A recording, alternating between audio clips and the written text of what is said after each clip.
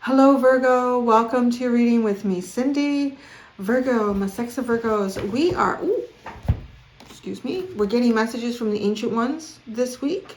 That's what's going on here. The Ancient Ones wanted to come forward. They just popped right in. They snuck themselves into a deck they didn't belong in and made it obvious to me that that's where the messages were coming from. We're looking at your spiritual success and activation. So we're going to ask, area of your life you're the most disheartened or feel the most blocked in, how this block shapes the course of your life, what can you activate in your life right now, and how to move away from your worries. That's what we're going to look at here, Virgo. That's what it's all about. So if you're not all about that, you can still hang out. Be fun, There you go. Oh, whatever. All right, so we're going to start with the Animal Oracle deck. Spirit animal, the spirit animal oracle deck, not just any animals, the spirit animals. All right, so area of your life you are disheartened about or feel the most blocked in. How does this block shape the course of your life? What you can activate in your life right now, and how to move away from your worries. Wow, you're like Leo, your card coming out. You are never alone. The area of your life you are disheartened about. You are never alone. Maybe you're never alone. Like maybe you don't get any time to yourself. That's really interesting. That's the first way it comes out. If I want to look at it a little more deeply, I want to say the area that you're disheartened about is, okay, because this is supposed to say, even when you're physically alone, you're never alone. Your spirit guides are still there. Your ancestors that have passed are there. Even people that are still alive, you're still energetically connected. We're all connected, right? But there's this sense of, well, no, I'm alone. No, nobody's there, Cindy. So that's the deeper part of this. Just on the surface, the way this comes out, what are you disheartened about? You're never alone. So I can't look past that because it's there. So some of you may just feel like you're not getting any time to yourself. You might have someone that's like all over you, wants your attention all of the time. You might be looking after a lot of other people's needs right now as well. It's very interesting. I just have a feeling of not getting a lot of time to yourself, maybe.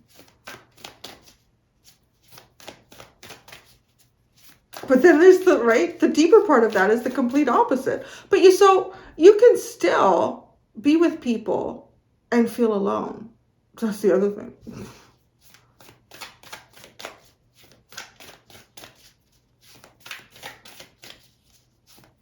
You could also, maybe you find yourself alone a lot of the times, right? Like this is what you're disheartened about.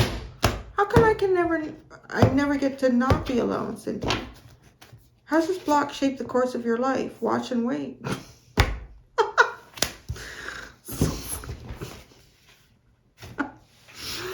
All right, so I want to say right now, if you're feeling disheartened because you're like, I don't have my person. I don't have a person. I have a person, so I feel like I'm never alone in things. If I need advice or if I need this, the person's there. Or if I need someone to help me, sweep the floor, mop the desert. Where does that come from? What does that even mean? Just popped in. I think the Ancient Ones have a bit of a strange sense of humor. So it's like, you just watch and wait, honey. Like the way the seahorse is looking there too. Well, you just watch and wait. You'll never be alone. What can you activate in your life right now? Time to heal. Oh, this is right in your face with this reading, Virgo. This is right in your face. Okay. I kind of want to say, all these cards are looking. Oh, you can't see it. I know because I set it up that way, didn't I? I did. Look at all of this energy is looking there. You are never alone. You are never alone. But I don't know, maybe you feel alone. You're like, yeah, I'm alone.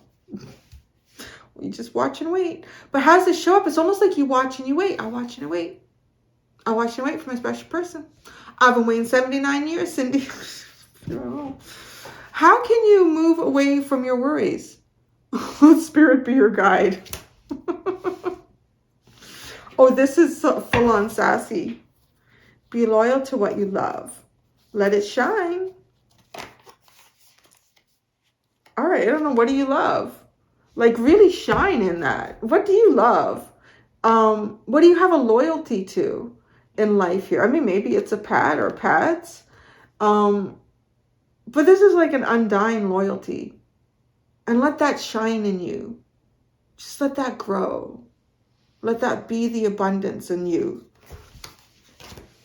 This is a very intriguing reading. I want to say, I think there are some of you that are just not getting any time to yourself here.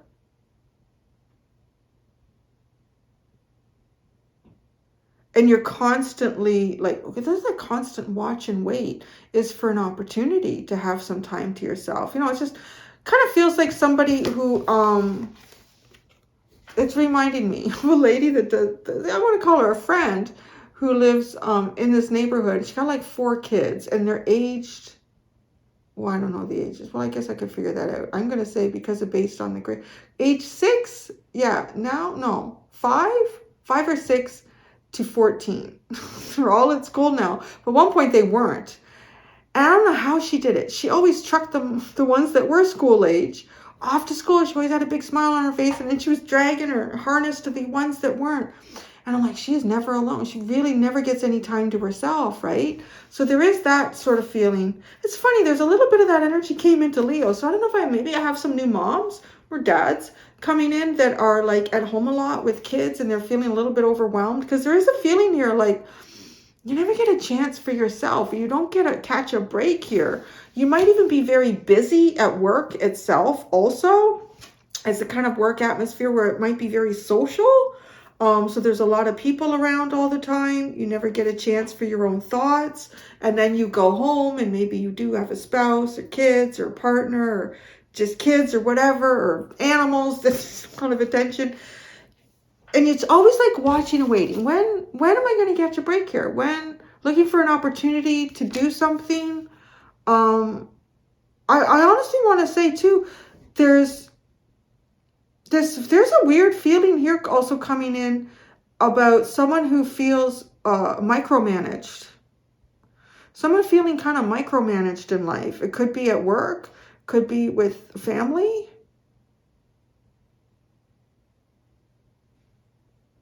Yeah, there's a feeling micromanaged. And then, like, what can you activate in your life right now is to heal. It's a time to heal. But I'm kind of getting like, well, where do you find the time to do that? I mean, that's my question to the cards here that you have. How to move away from your worries. Let spirit be your guide. Now, you know, what's really interesting is these cards are both just so highly focused towards this energy, which also to me makes it feel like everybody's watching you, like that micromanage, you know, like if you have a manager that needs to know, did you do it now? Did you do that now? Did you start it yet? I'm going to do it. Stop. You know, like stop feeling like just give me some space. Just the way this energy is looking at you. But then look at, let spirit be your guide. It's looking the other way. Like, no, don't worry about it.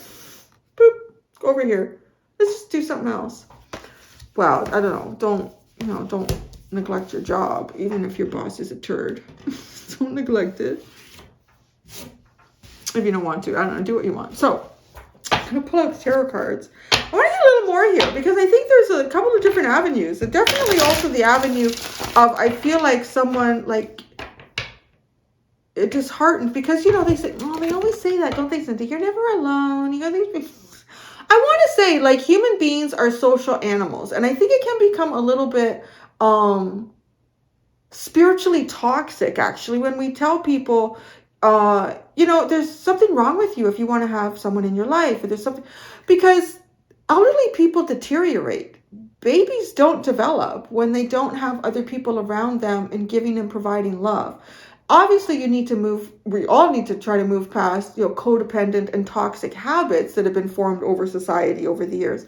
But absolutely, there's nothing wrong with you if you would like to have someone in your life to share things with. I want to say that, and that's coming from a spiritual perspective, because I've sat with it, and I've looked at humanity, and I've looked at social animals. I've thought about it, and you know, my guides have talked about it too. There's nothing wrong with that. We are social for a reason. But yes, it's best to do the work on yourself to get to a point where you can have people in your life where it's healthy, it's open, there's an equal give and take. And that shouldn't even have to be measured all the time, right? It should just flow very naturally. There's nothing wrong with that. I'm going to tell you that right now. So I do feel very uncomfortable when I see that in the spiritual. Anyways, yeah, because it almost becomes another level of egotism, that people trying to preach that to others, that you don't need anybody in your life. You shouldn't be looking for anyone. I want to say, yeah, you don't necessarily want to be looking, but maybe if it's been a really long time for you to be able to connect and you find yourself in a healed place, although you are told to take time to heal. When you do that, there's nothing wrong with that, because honestly, yes, elderly people do deteriorate quite quickly when they are not around other people. Our minds tend to also kind of become withdrawn, pulled in. Yeah, I mean, I guess you could say, well, if you're a healthy older person, you should be able to sit in that old age home and meditate and be okay in your dirty diaper. If you're a baby, you should be okay to be able to grow and develop without, the touch of another human being and without love or laughter or emotions around you. I'm here to push buttons sometimes, I think. Anyways,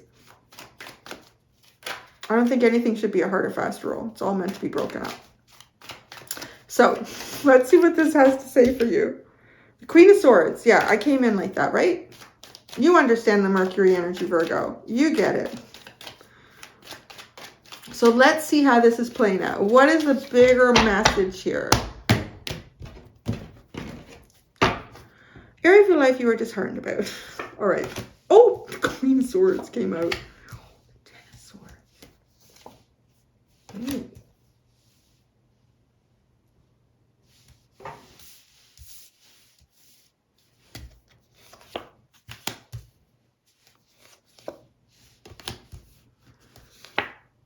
Oh, wow. You should just watch and wait. I tell you that.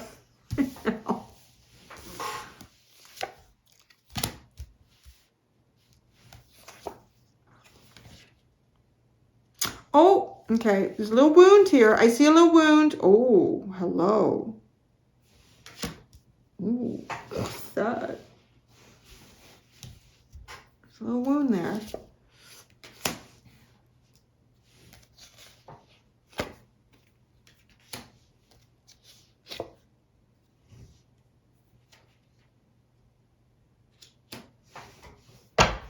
Oh, this is interesting.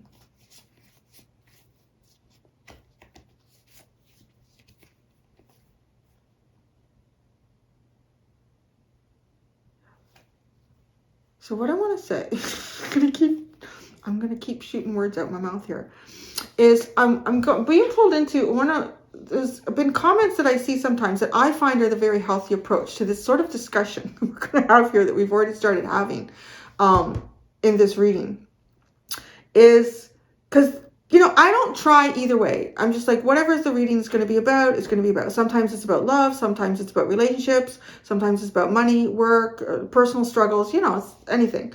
So I leave it open because I feel like if I was just trying to shoot for one avenue, I wouldn't really be following my own spiritual guidance to do that.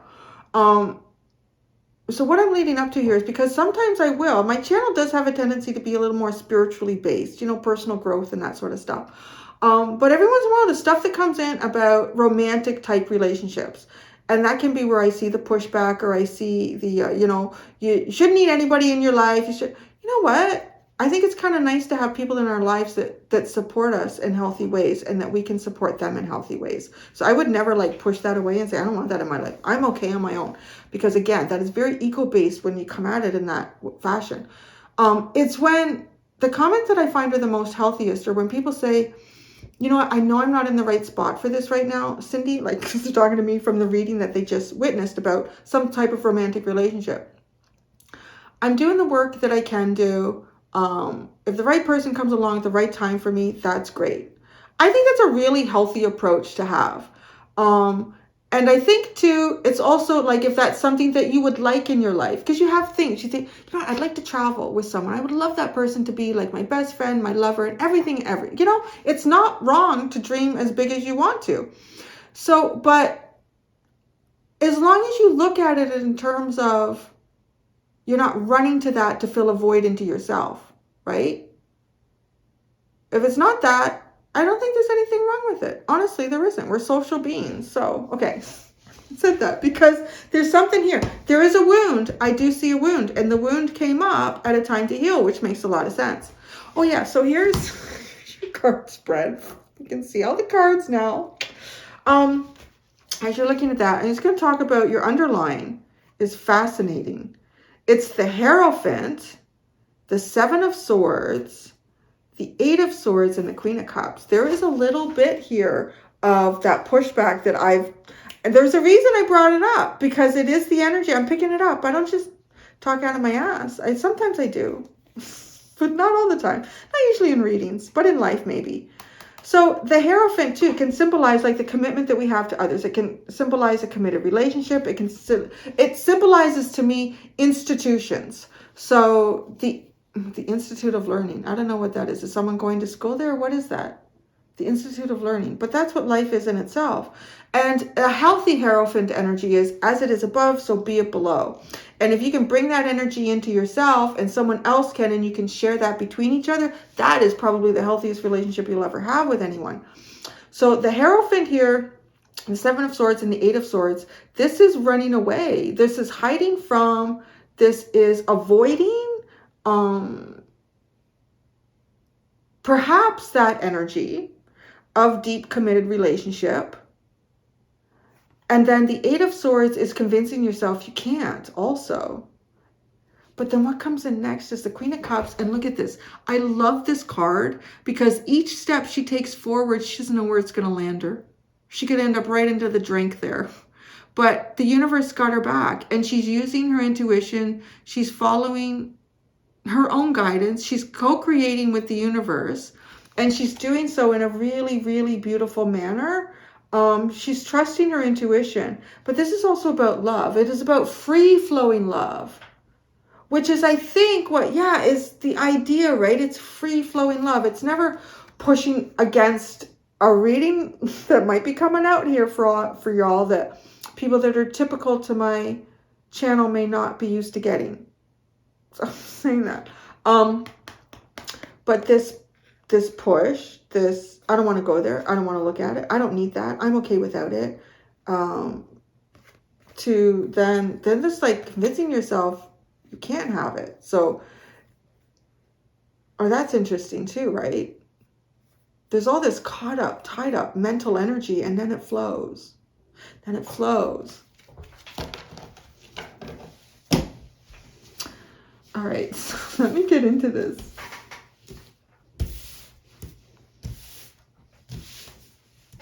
All right. Area of your life you were blocked in. Okay, I'm going to say right now, you've cut some shit out. You have not been afraid to do that in life, that's for sure. And I want to say, because you do that, you've cut things out. You have looked at things in a very intellectual way. And you've looked at things with a bigger and broader mind. And you've seen things that perhaps other people would sweep under the rug and say, I'm going to stay in this situation. I'm going to continue to be friends with this person, or I'm going to continue to be in this committed relationship, or this is like looking at things in a hard and fast factual way. And then when you do this, though, you also break down a part of yourself. So I want to say that I am looking at pretty advanced energy. I'm looking at pretty advanced energy, what I see of you here. And then the perspective does become quite broad. Now, one of the things that I'm getting here is,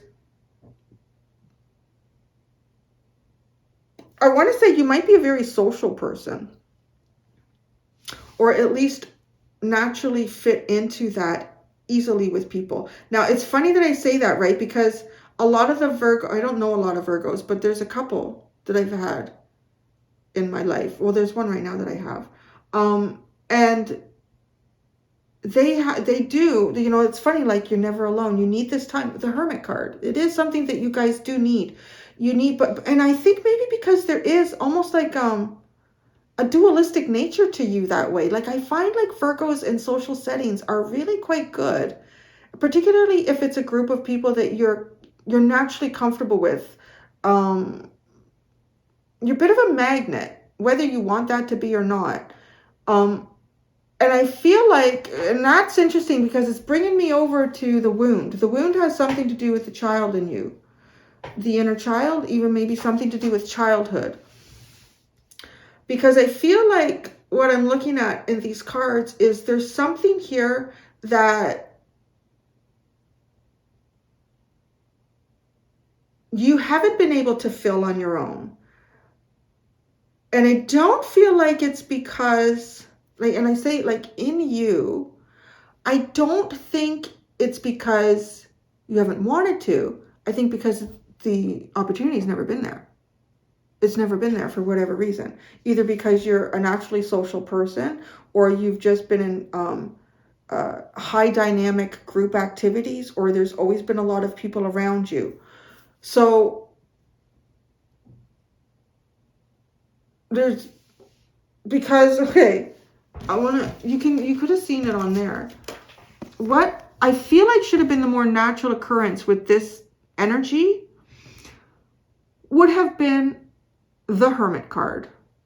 Because now we're looking outside of ourselves with the Hanged Man. We're looking outside of ourselves after looking at things critically, even removing things with a Ten of Swords, like going through a death of an ego. But the next step shouldn't really be the Hanged Man. But I don't want to say you haven't done Hermit energy. I think Virgos do all the time. This is something in particular here. There's a wound here. And it feels like I'm almost looking at someone where you wouldn't even see. Where's the wound? I don't even see it. Like, where is that? Oh, yeah. It's hard to see here. It's definitely hard to see. And it reminds me a bit of a bad wound, a bad sore, because we are going to, the Page of Pentacles is connected to a time to heal. So to me, we're talking about child, inner child, little part inside of you, right? It's, and on either side, it's the Five of Cups and the Devil. So because it comes up as childhood, like we all have different mechanisms for coping with things that happen in childhood. And everything happens to all of us in childhood. For one thing, our brains are trying to assimilate to this world that we suddenly find ourselves in and understand it.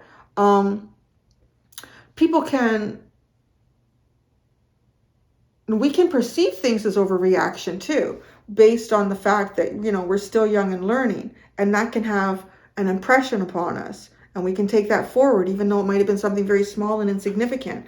I don't know what the wound is specifically, but it does look like it's connected to something in childhood, something through your learning and growing years. There's something here that feels like with this time to heal, I would describe it as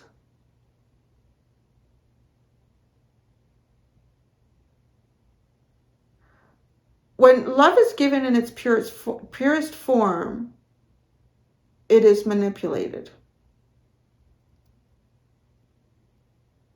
There's something here about that in the wound.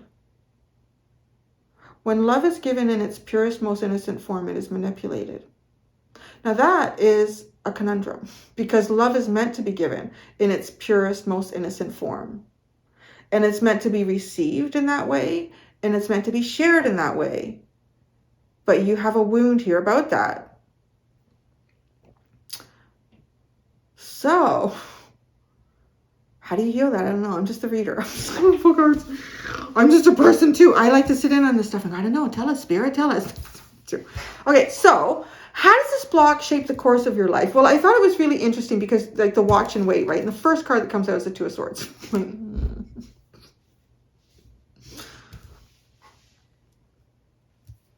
I'll tell you how it shapes the course of your life. The Emperor and the Lovers comes in next, right? This is very strong. There's a couple ways this could come in.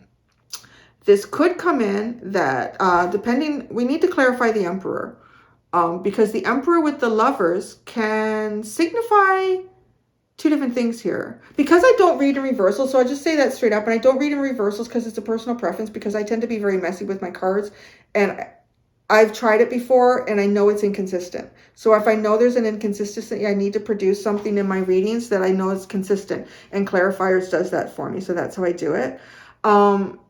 So this Emperor can be someone who's very dominating in a relationship. It can be someone who's very controlling or very domineering, right? That's kind of the negative side of the Emperor. Or the Emperor can be somebody who is somebody who strengthens a relationship, somebody who brings a lot of empowerment, self-empowerment of themselves, and wanting to share that with others and elevate you to do the same, right? So with the Two of Swords, I want to say it also shows up in two different ways. It could show up in two ways here. It could be. How does this block shape the course of your life? Yeah, watch and wait. I really do think that there's something coming in for you, like something very strong in a relationship that you've not had before. But till then, this wound. And yeah, that's a tough wound, because honestly, and I feel like that is the wound too, where you get a lot of people saying, I don't trust people. I'm never engaged in a relationship again. I mean, I see them all the comments. I get it. I totally understand it.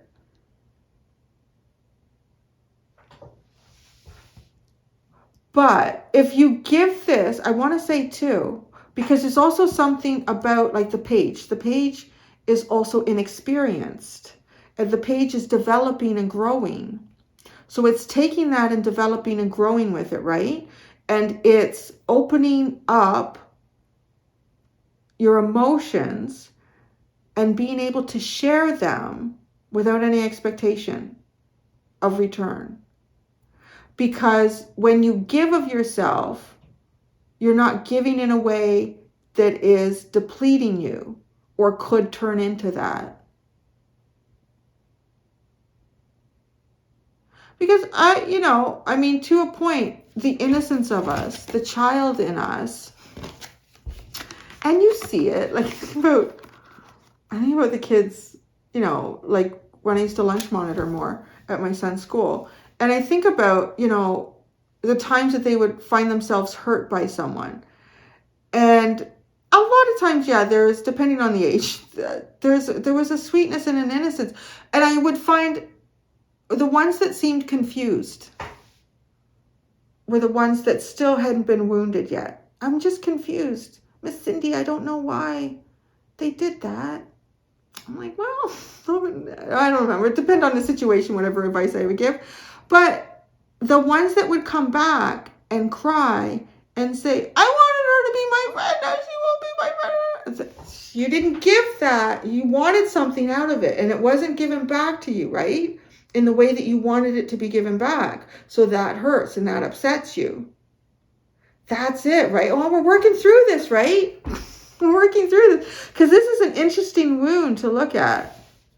It really is. I could do a whole reading on this wound. Oh, okay, yeah. Sorry, Spirit.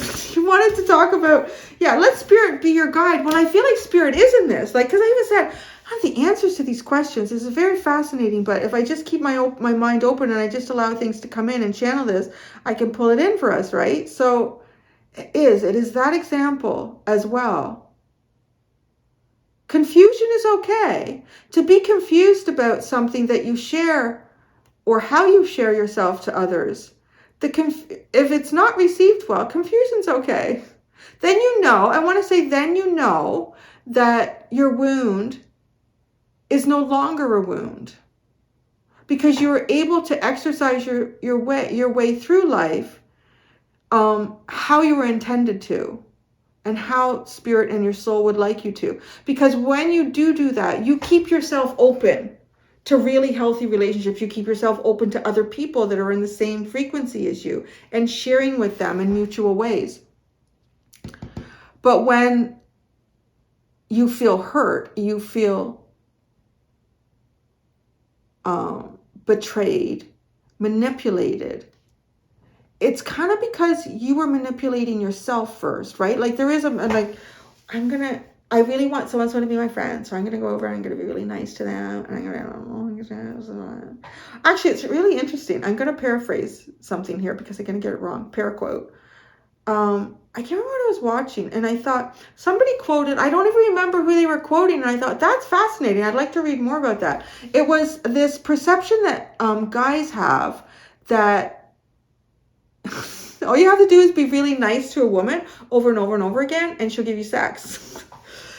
I guess these guys were finding it frustrating. I go on these dates with these women. I'm really, really nice, and women are not good deed. They are not machines that you put kindness into and they spit out sex. Like, that's not how it works, right? And that's what I'm getting. Like, you could look at life in terms of that, but that's coming up. So I don't know if there's some guys in this reading that need to hear that as well. It's all about free will and choice. And so it is too, and who we engage in relationships with, and what our intention is when we move towards those. I mean, we all got to look at that because we're all having a human experience here. But yes, I want that person to be my friend. I like them. I would like them to be my friend. They seem like a nice person. I like the games that they play. So I'm going to go over there. I'm going to be nice to them, right? Putting that coin into the machine, expecting to get something out for it. This is what I should get out of that. I should be able to have sex with her now because I took her out to dinner 4 times and I'm always nice and I open the door and I'm always polite. Well, if you think you're being led on, you should just kind of say, I kind of need to know at this point if you think that there's anything between us, if you think there's any chemistry. I feel some chemistry. I really don't feel that, but I do like spending time with you. And if you don't want to be friend zoned, if you don't want to make a new friend, well, then that's kind of your problem. I think really it is. If you start asking honest questions and you're getting honest answers and they're not the answers you want to hear, the wound is being touched. It's like that wound, right? This is a really interesting, I would come back and watch this reading because it's interesting. Okay, let Spirit be your guide here. Really do it. You got the 2 of Pentacles, the Magician, and the Star. I kind of feel like this is working on things, balancing different things in your life here, and manifesting through that, manifesting through life itself, manifesting what the universe gives you right now. What's the universe giving to you right now?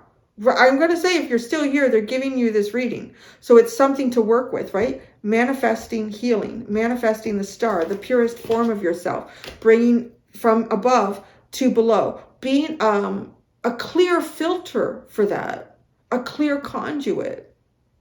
Not even a filter, really. There should be no filter in that. What is Spirit bringing into your life right now? That's what Spirit wants you to work on right now. If it's, you got to do the dishes, you got to do the dishes. Collect water, repeat. Wax on, wax off. Let's look at the wound is the one I want to look at the most. I know some of you are like, oh, Cindy, look at this Emperor and the Lovers and watching. Wait, no. Because you will be able to find that and discern it if you follow this energy right. Look at this healing thing. This is the strongest message in your reading. Okay, it's a time to heal. I'm just going to pull out a card for that. The 4 of Wands and the Empress. Oh my gosh. This is really, honestly, I feel like it's talking almost full on about like relationships of marriage, relationships where you even think about what does the Empress do? Someone in this position, when a woman is pregnant, and what has she done? Like, she sacrificed her body to give life, right? That kid could grow up and hate your guts. You did what you did. You did what you did. And even too, like even, I guess as a man, yeah, there's a sacrifice of your seed. That was so hard. But even support in that, you might support someone who is nurturing a child that is of your DNA. Sounding kind of odd now. But what do you get out of that? I don't know, man. Because we can plan all sorts of stuff in life. And we could end up with a package of seeds that has a mix of seeds in it. And that's not what I expected to come out here. I'm investing in this and I'm not getting tomatoes. I'm getting cucumbers. Well, do you like cucumbers? No. Maybe there's a friend that likes cucumbers. I don't know. It's just like really looking at things here in terms of what you've expected out of relationships, how you've gone into them, and what the return has been. The Five of Cups. Or the Ace of Wands. God, there's inspiration in the things that have let you down. There's things to discover in the things that haven't worked out. To learn from them, right? Not to just keep putting one foot in front of the other aimlessly. The Page of Pentacles.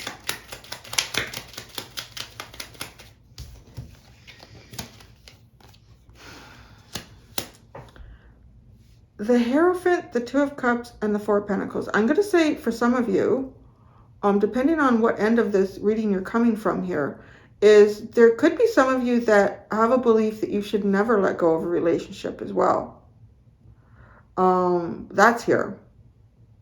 That you should never let go of a relationship regardless of. That might be something that you were taught as a child. That might be something that you witnessed as a child.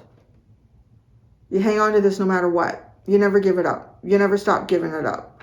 I've seen that. I've seen that played out. But it's almost like to look at that and think that that's okay. Some people that is okay. But because they're having a healthy relationship. Like I had a great aunt and uncle. She lived into her 90s. And did he make it to 100? I can't remember now. Oh my God, he was a Virgo. Actually, he was a Virgo. That's funny, right? And they met, I think in their 20s. So married like 70 years or something. But they had they were wonderful people. They were really like very kind with each other. Like you could see it, you know. Where there's other people, you can see them in relationships like that should have ended 20 years ago.